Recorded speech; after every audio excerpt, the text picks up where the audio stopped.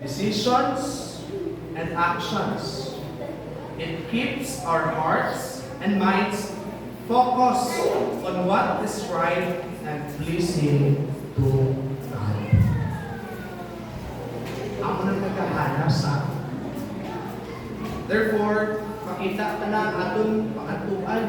Kung ang atong kabuhi, arapin sa pulong sa Diyos. Haba ka, like Paul, nga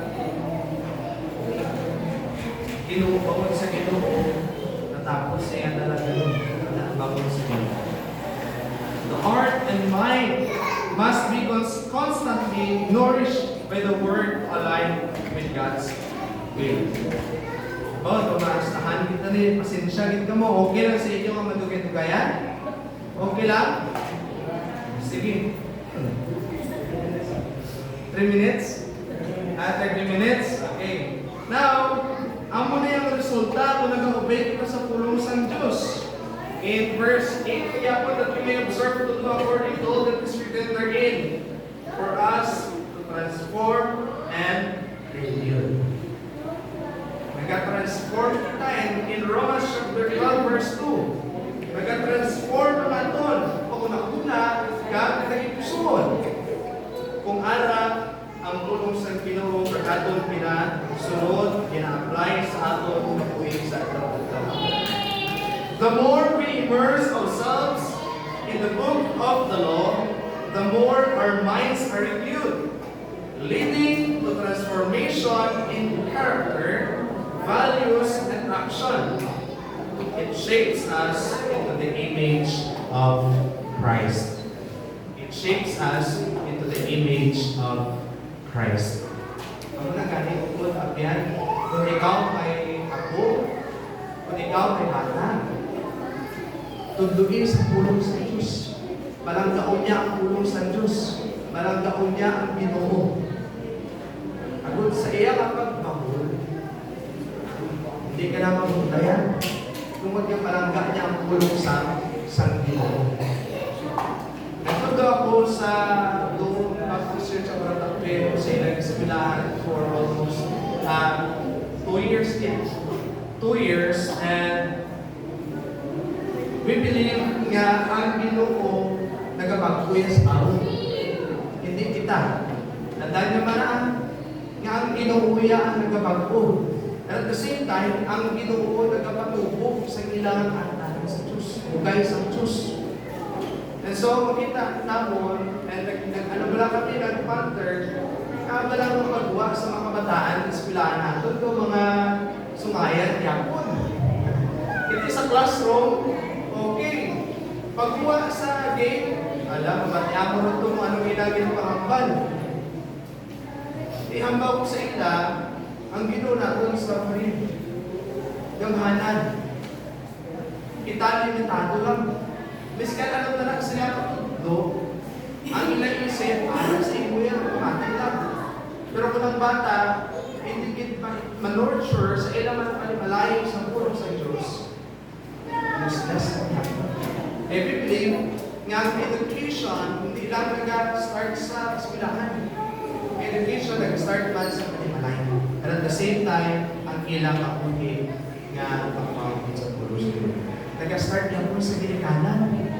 Nag-start niya na.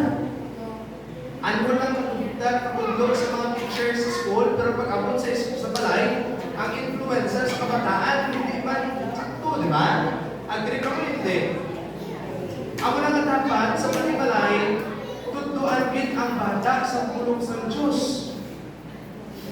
I-disiplina din sila sa pulong sa Diyos. Kung hindi nila sila pag-disiplina ko, hindi na kami natikala na ako ng batasan nila sa eskwelahan. Sa mga ginabasa ng mga maestra, no? Ano ito nga pagtudlog ng teacher sa eskwelahan nga? Ano ito pagklase itong batasan na ginutudlog mo sa inyo? So kung may nagtulang ng matatag, curriculum, at dito ginimpose naman ang good manner. Ano yung mga eskwelahan, kung ang manimalay, wala na ginimpose. Diba? Useless yapon. Makita sa action. Ano, we believe ganit nga ang tao gusto mo, wala na yan naghahatag matag sa iyong dako nga itulungo sa imong kinahanglan. Ang tao nagabase na sa imong nga kabuhi. Because we as a Christian is a living testimony of God. Kabuhi natin, buhi nga testimony sa Diyos. That every day, kung ano nga itong pagbuhi, makita sa tao kung sino ang Ginoo. Ang bala pala sa pulong sa Ginoo sa kwa, tapos imong kabuhi, sakto. Gabaons back lang ang pulong sa Diyos. Hindi na. Imong kabuhi, galing ang sina, di ba? Hindi na, asulidan mo pa po yan. Tao na nagabatingkila na lang, kung nagakipulo na lang, kung sagan sa tao. Kung ang imong kabuhi, hindi man sakto sa imong ginahambal. So, kapay pa, tungkol kita doon, that if our minds, our hearts, are aligned sa puno sa Diyos, kaginaat kami na kumalatungan, every day, every minute, in-shape sa Ginoo, in-form ini nga makita ang image ni Christ Jesus sa ating kabuhi. And si Christ Jesus ma-display. Hindi ang ating kabuhi, si Christ Jesus. Manabla daw mabakal ng klase ka ng Sunday. Wala, hindi ngalan mo ang nakita. Hindi namin naging kung si Christ Jesus na nakita sa imo. Ang tao ma-admire, manalangin sila sa tinginan sa Diyos. So, tuguti at pamuyuki na si Christ Jesus ang mag-display sa atong niya kabuhi. Hindi atong wealth, hindi atong profession, hindi atong ability, hindi atong sino kita, but rather the Lord Jesus Christ. Ako na ang balik po, nagawali ako, bala ng papatay. Basta mawali lang si Kristo Jesus. So, number 2. Una, the foundation of success. Pundasyon na ito, ako mamangita dinalag kita. Now, ang maling promesa naman sa pagkamadinalagon by God's assurance. Yes, indeed, ang Ginoo, garantiyan natin niya kaya ang Ginoo, wala nagkakapaslaw, right? Wala nagka-fail sa iyang promesa. Wala rin siya nga nag-ilusog siya sa iyang mga ginubra. Dito nga ilusog ka, kayo sa may Noah. Ang Diyos nagatuman din sa iyang mga promesa. Ano atong ubrahon? Ano atong ubrahon? May bahin kita dira. Since ang success or the promise of success by God's assurance is guaranteed na niya. Aral na tayo, habang may bahin kita dira. Sa atong pagtuo sa Diyos, may bahin na kita. Ang tanong sa Diyos, may bahin kita. In Ephesians chapter 2, verse 8, naghambal, for by grace are ye saved through faith, pamaagi sa pagtuo sa Diyos. Ang faith na bugay ng mana sa Diyos mana naghalin.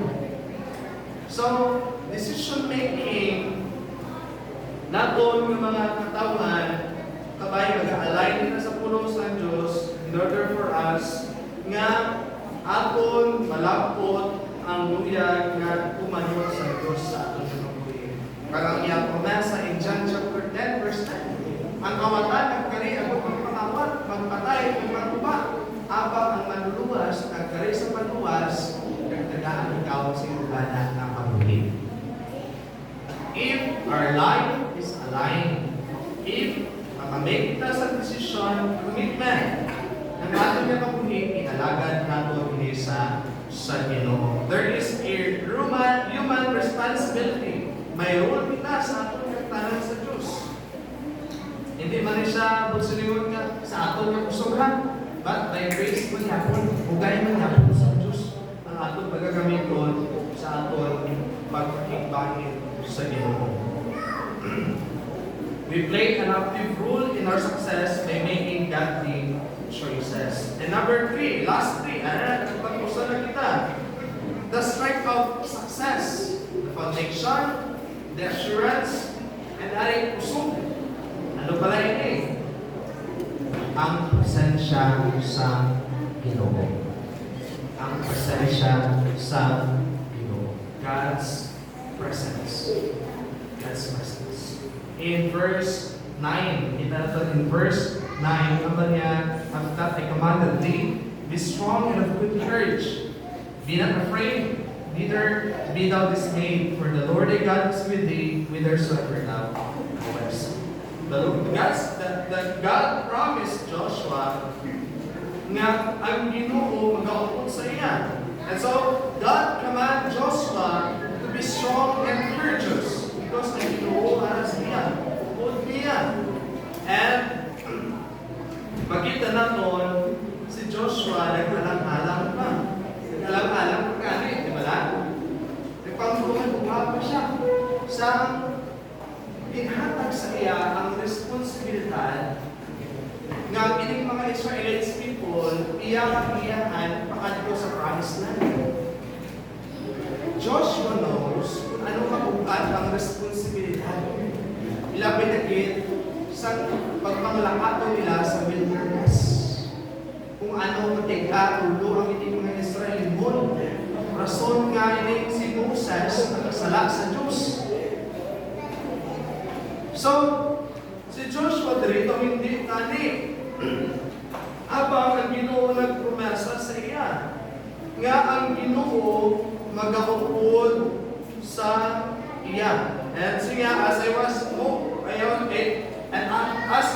with Moses, to direct and strengthen him, to own and prosper him, and give him success in bringing Israel out of Egypt and leading them through the wilderness. So I will be with thee to enable thee to settle them in Canaan.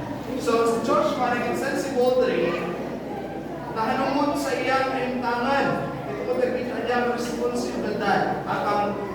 This is a great encouragement for us. Ang mga pinakatapang encouragement sa aton.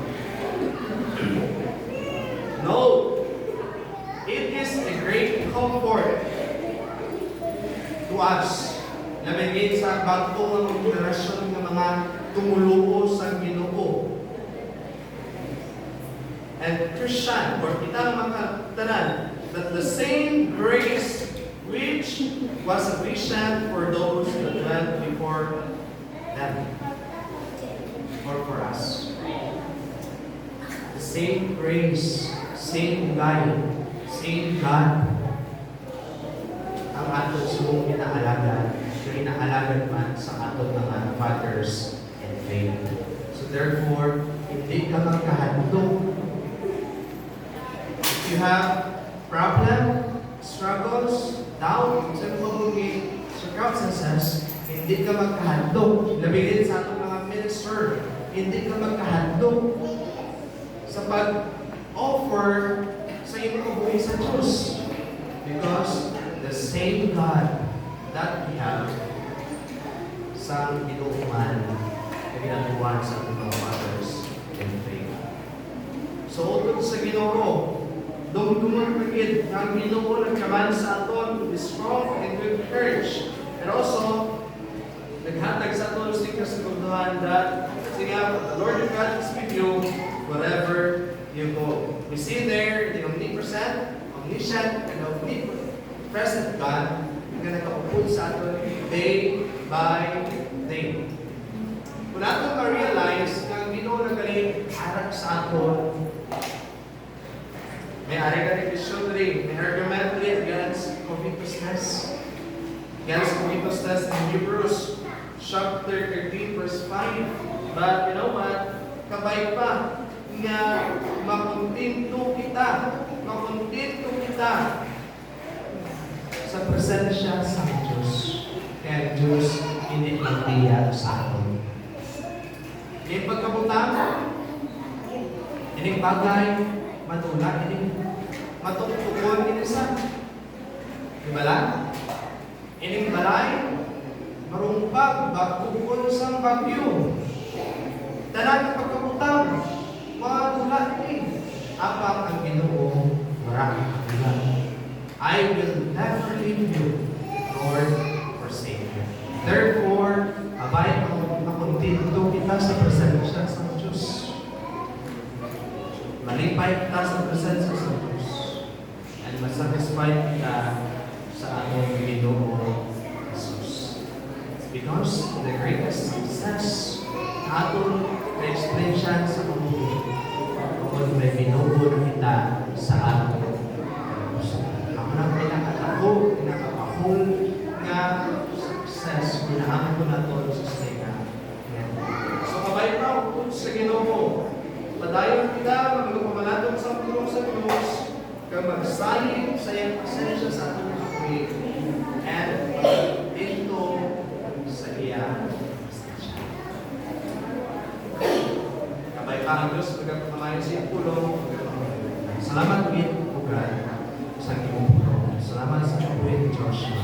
Kabay pa, hindi na Ginoo na amo na pabalikan, maglalagay ko tayo ng amo. Ulitin kami tayo praise. Ganda na ganito ginamit pa tayo sa mga iskala. Gracias, Jesus, na maluluwas. Salamat and good morning.